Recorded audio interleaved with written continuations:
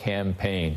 Matthew, let's start with you on this. Garrett Hake did a great year-ender to tell us about what has happened and where we may be going. With Johnson now in charge, and we've seen at least halfway through this Congress, the most unproductive Congress, as you know very, very well. I think they had a yield of like 3.5% based on the number of bills that they put up for votes. 3.5%, about 24 passed overall.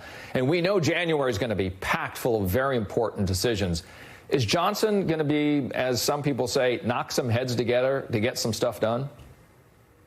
Well, I think they're going to be very consistent, which means they're going to be completely unproductive in 2024. I mean, the problem that Johnson has, and you can question him as a leader and all that, and as I have, the problem is his caucus. And the caucus, it's a caucus, it's like herding quail.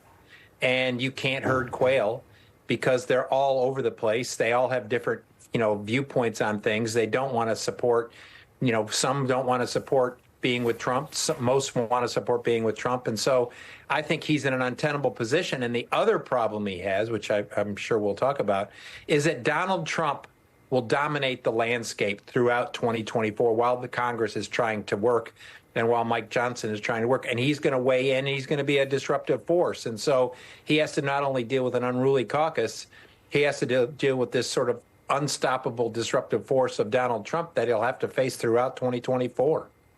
Cornell, what does the Democratic leadership do? We saw towards the end of the first year that there were some bipartisan